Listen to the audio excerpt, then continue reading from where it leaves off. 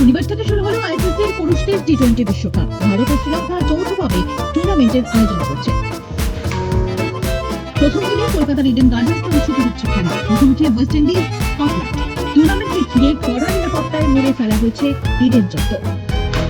জানা যাচ্ছে তৃতীয় নিরাপত্তার ব্যবস্থা করা হয়েছে। শুক্রবার বিকেলে নিরাপত্তার যাবতীয় দিক খতিয়ে দেখেন কলকাতার পুলিশ কমিশনার সুপ্রতিম সরকার।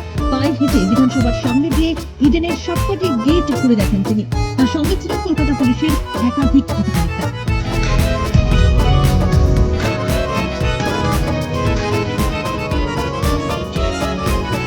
শনিবার টি-20 বিশ্বকাপের প্রথম দিনে রয়েছে 3টি ম্যাচ, যার মধ্যে প্রথম ম্যাচ অনুষ্ঠিত হয়েছে কলম্বোয়। এই ম্যাচে নেদারল্যান্ডসের মুখোমুখি হয়েছে পাকিস্তান। দ্বিতীয় ম্যাচ অনুষ্ঠিত হচ্ছে ইডেনে, যেখানে ওয়েস্ট ইন্ডিজের বিপক্ষে মাঠে নেমেছে স্কটল্যান্ড। টি-20 বিশ্বকাপে বাংলাদেশ অংশ না নেওয়ায় টুর্নামেন্টে খেলার সুযোগ পেয়েছে স্কটল্যান্ড। গত 24শে জানুয়ারি এক বিজ্ঞপ্তিতে আনুষ্ঠানিকভাবে এই ঘোষণা করেছে আইসিসি।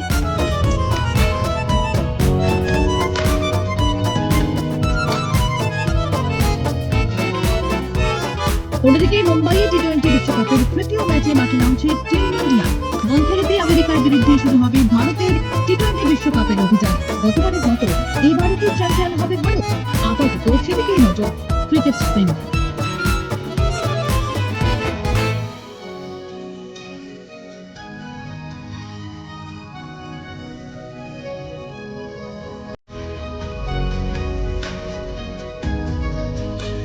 আরো লেটেস্ট খবরের আপডেট পেতে ফলো করুন রাতদিন.in।